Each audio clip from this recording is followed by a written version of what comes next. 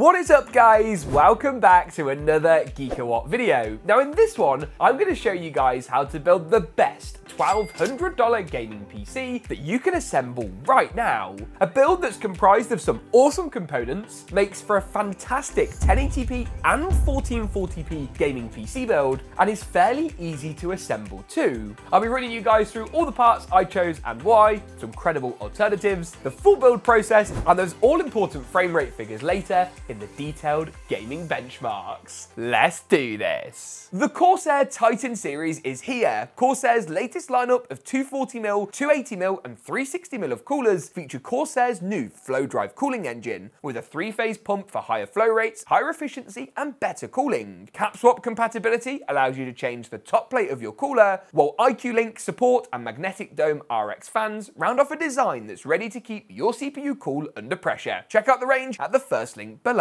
I'm going to start by walking through all the components in this build and how to assemble them. If you'd like to buy any of the parts, I'll leave latest pricing for Amazon and Newegg in the description below, and if you're based here in the UK and you'd like to buy it pre-built, you can now buy it from us, or at least my new PC building company, Geeka PC. I'll link that down below. Just the UK for now. Everybody else can find individual part links down below. Now, let's start off this gaming PC build in the only way we know how, and that is to talk about the CPU. Now, this right here is the AMD Ryzen 5 7600. Not the 7600X, the vanilla, basic 7600. Now, against the backdrop of new Ryzen 9000 CPU launches, this is even better value than I'd ever realized. With 6 cores, 12 threads, and solid clock speeds, it delivers very similar CPU-bound performance to those new Ryzen 9000 processors at a fraction of the cost. In fact, pricing on this has recently dropped to well below £200 or dollars based on UK and US pricing, but I'm hearing a similar story around the world. What's more, at just 65 watts, it's super power efficient, doesn't output a great deal of heat, and even includes a stock cooler if you're that way inclined. Now, one thing that's great about AMD Ryzen is, of course, the fantastic motherboard selection. This Gigabyte B650 Eagle AX is the board I'll be using today. In many ways, B650 is actually one of the biggest selling points, in my opinion, of the whole Ryzen 7 and 9000 architecture.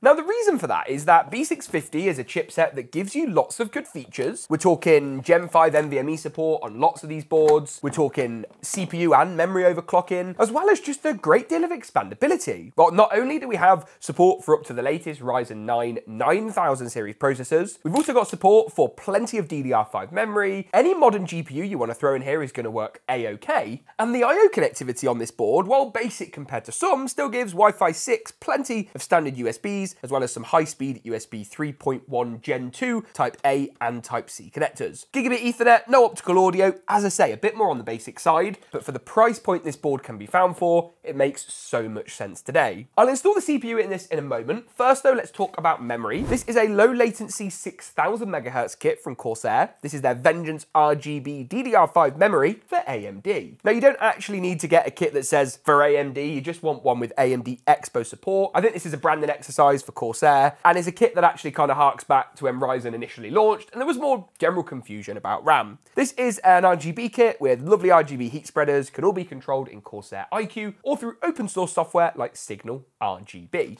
The final component I'll be installing into the motherboard today is the SSD. This is Crucial's P3+. It brings with it some great speeds. It's not saturating the entirety of the Gen 4 bus, aka there are faster Gen 4 drives around, but with 1, 2 and 4 terabyte capacity options available, there's loads to choose from. I'll link all the capacities in the description below, and on Geeka PC, you can also choose which size drive that you'd like in your system. What's not to love? Now then, let's go about actually installing all of this into the motherboard. I'm going to start with the CPU. Again, really easy. Simply push the arm down, pull it out, open up the socket and drop the chip into place. Make sure those triangles are lined up before closing the CPU socket down. Memory is going to install into the 2nd and 4th DIMMs. That's counting from the CPU outwards, while I'll also be popping the M.2 drive under the built-in Gen 5 NVMe heatsink. This is going to keep the drive nice and cool and aesthetically tie the whole thing in nicely together. I would also like to address a few comments at this stage of the video and say, yes guys, I know I keep forgetting to remove the plastic on the M.2 heatsink. I often do this because I'm reusing the motherboards, but I understand it's a bit confusing. So what I've done is I've ordered loads of spares, and from now on, you will see me remove the peel on every single SSD, and that is a promise. Now then, with all of that nicely sorted out, there is one more component left to go that I think is worth looking looking at, and that is the CPU cooler. By one more component, I mean of the motherboard assembly, not of like the entire build. This is the Vetru V5. Now, when it comes to air coolers, you of course in this build have a few options. You could stick with the stock cooler, and while it's perfectly acceptable, it's just going to be noisy. It's not going to get the CPU running in the operating window that I want. And when you can buy something like this for say £20, $30 maximum, I really think you should do it. Now, this is a pretty simple tower air cooler, really. There isn't a great deal to it. You can see if I unbox it, what we've got to actually play with. We've got the black heatsink, which looks really nice. We then got a pretty basic 120mm fan with ARGB control, so we can sync it up through the header on the motherboard. And then of course you've got all the various bits of mounting hardware that you're going to need. Now, if your motherboard is brand new, I have used this in a build before, you'll have plastic brackets around the processor. Take these off.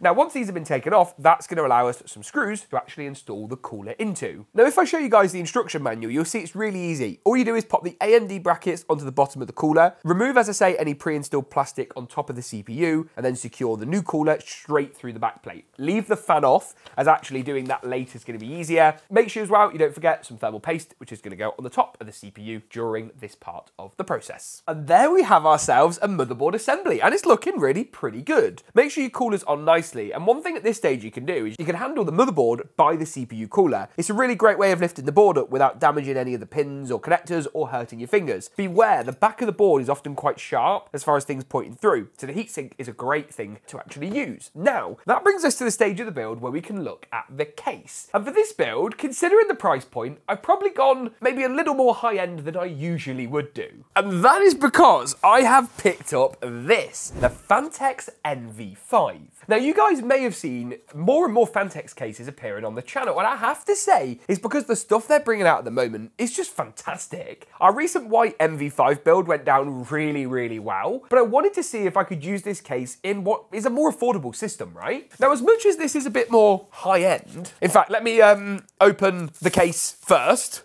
Aha! This is exciting. Now, it comes packaged really well. Not only do you get this nice bag to protect, oh, what a case, but also, I've never seen this before. The foam in the box is not only soft cell, but it's actually cardboard backed. And what that means is you get the advantage of the soft foam from impacts and stuff, but actually the cardboard gives it the rigidity. It's things like this that are super impressive. And in fact, I'll tell you what's even more impressive. This is a little bit more high end, but it cost me £89, and I think retails for around equivalent in the US. That's pretty much the same price as Corsair's new 3500X, which we've all been sort of proclaiming to be Corsair's return to the mid-range, sort of lower end of the market. And is this a better case than the 3500X? Yes, put quite simply, it is. Now, what is good about this is I can actually easily pull off this top panel.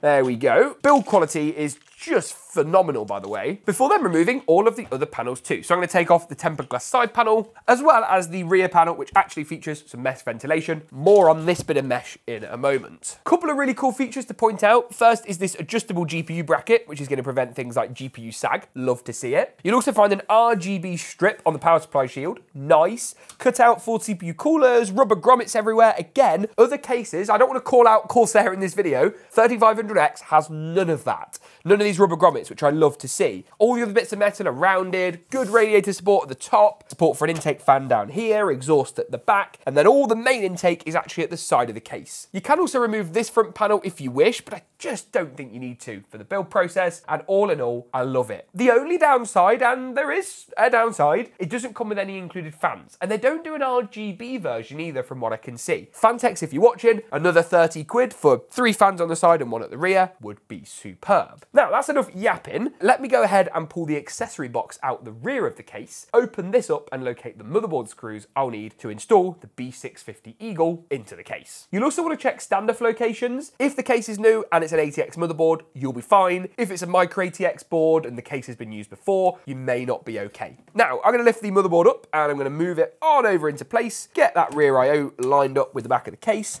and then I'm hoping, yes, a couple of the standoffs are actually raised, which will hold the motherboard in place for now. Don't take too long with the next stage, but get it screwed in. 3 screws at the top, yeah, a further 3 along the middle and 3 down the bottom. 9 in total, included in the toolbox I showed you just a second ago. Love to see it, all working nicely. I'm also at this stage going to go ahead and install the CPU cooler fan back on, and from experience, I know this can be a bit of a faff, so I'm going to line up the top bracket first. That seems to be logical. And then, while it's sort of in situ, add the second bracket on. So can we get through that hole? Yes, we can. Aha, look at that. That was actually very easy. So top tip, install the top bit and put the bottom bit on later. Going to run the cables through, nicely done, and I'll plug those in, sort them out a bit later in today's video. What's left to do is the power supply, some sort of fans, and also the graphics card. And the fans in this build presented me with a bit of a challenge. You see, in an ideal world, I would have gone for Phanteks D30s, which I used in my white Phanteks build and looked fantastic. But at this price point, they're just not really in budget. That's not because they're overpriced, they're just, well, too expensive for this system. So instead,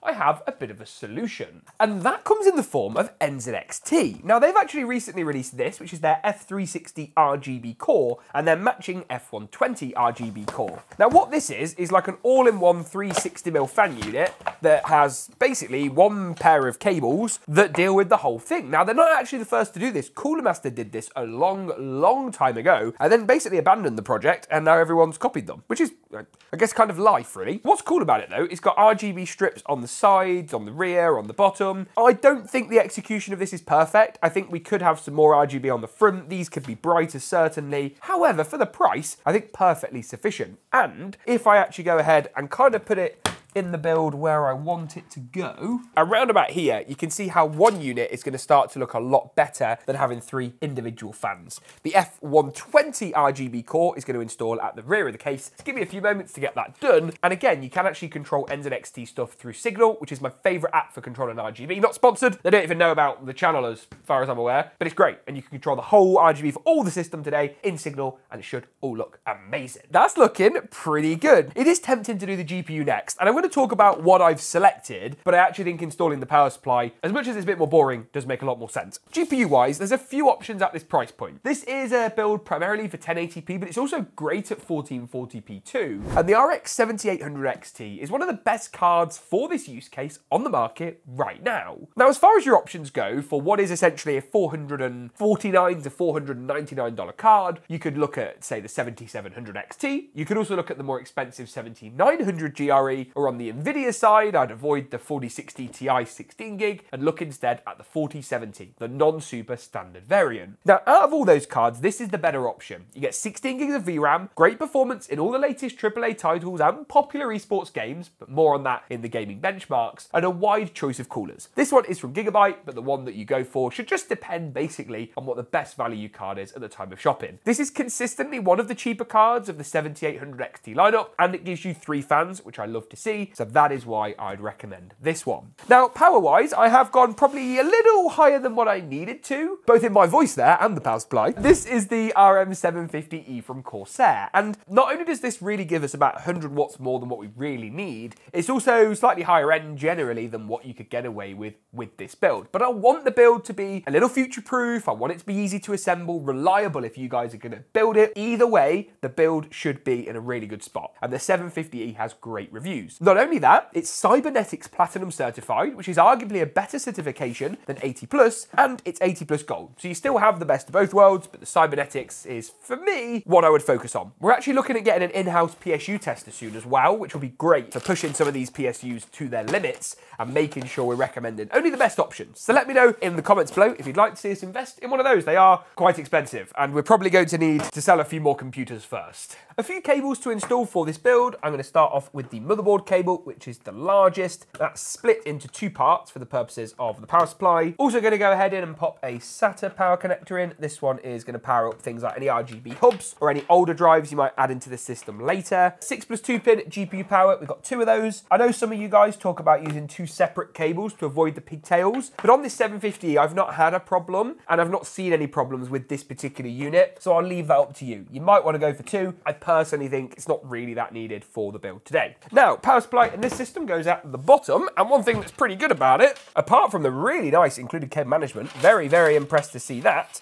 is actually the fact the power supply is slightly tilted, which is going to improve airflow that bit further. So what I'm going to do is slide the unit into place, and then screw it down corner by corner. I love to see little features like this as well, which allows you to take a cable from internal to external. Really great attention to detail. The MV5 from Phanteks is one of my favorites of all time. Really impressed with this. All that leaves then is the GPU installation. Now this is the RX 7800 XT, talked about it at length, but specifically it's the Gigabyte card. So let's take a look and see what they've done with it. Now, behind the foam, yes, look at that, really nice design. Nice bit of overall kind of stealthy black colour scheme, but you've got a bit of grey on the back plate, bit of matching grey where the Radeon logo is. Like to see it a lot. And you can see where our actual GPU support bracket is, how that's actually going to make a difference when it comes to securing the card in place. Now, what I'm going to do is I'm going to unscrew this GPU support bracket a little bit and just pull out the supporting arm as much as I can.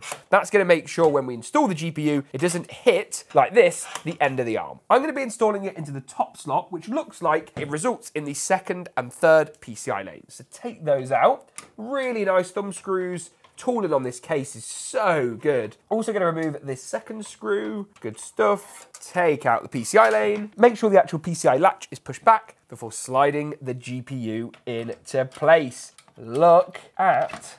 I was going to say that, but I can't get it in. I'm failing miserably here. I'm going to hand in my PC building credentials, leave the PCMR subreddit, and hang my head in shame. Oh, brother, this guy stinks! Going to get it nicely screwed in. There we go. Do this a little bit loose, I would say, in this instance, and I'll tell you why. So get it in, but with a little bit of tolerance here so we can still move the card. I'm then going to try and adjust this GPU support bracket. Couple of screws here should help me out.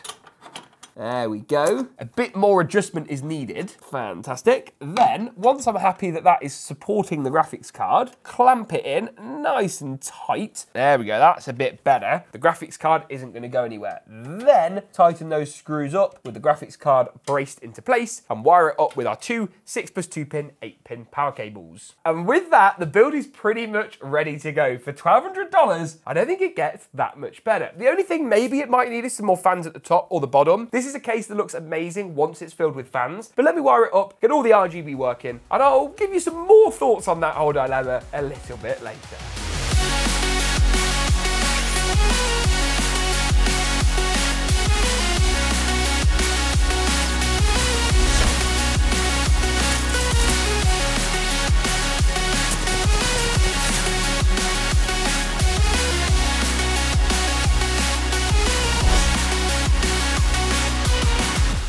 Looking good, but what about performance? That's the bit we're all really interested to see on this system. Now I'm going to be working through a range of titles, right from easier to run esports games through to top-end AAA titles like Black Myth Wukong, Hogwarts Legacy, and Cyberpunk. For now though, why don't we start with Call of Duty's Warzone first of all. Here we tested at 1440p high settings with AMD's FSR 3 Tech enabled and frame gen turned on. Now typically this would introduce more latency, so you would turn it off, but in our testing the results weren't too bad and the frame rate was fantastic. In fact, at this 1440p high preset, this system pulled in 288 FPS on average, not a million miles away from 300 frames per second at 1440p, theoretically allowing you to take advantage of those newer super high refresh rate monitors. Apex Legends is a slightly easier title to run at 1440p high, no FSR or frame generation magic here, just pure rasterization, and the build again did pretty well, 268 FPS on average in this title. Moving through into some slightly harder games before we circle back round for Fortnite at the end. Black Myth Wukong is the first of those. Here at 1440p high, again with AMD FSR set to quality and frame gen turned on. The build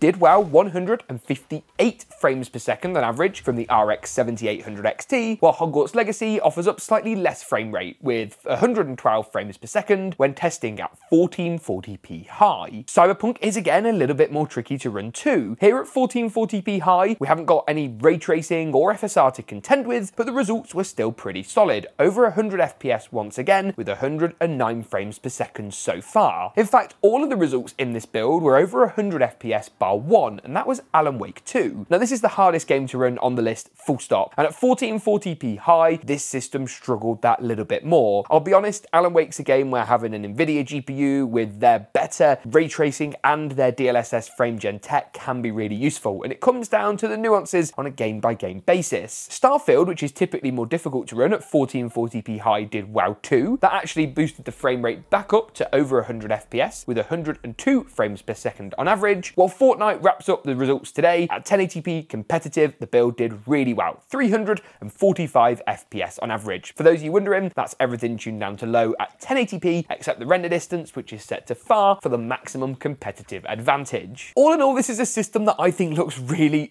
really good and provides great performance too. What do you guys think of this build? Let me know in the comments below, and if you'd like to pick up any of the parts, they'll be at the affiliate links in the description. Or you can head over to Geeker PC to buy it pre-built from us. If you enjoyed this video, make sure to get subscribed. Thanks for watching, and as always, we'll see you in the next one.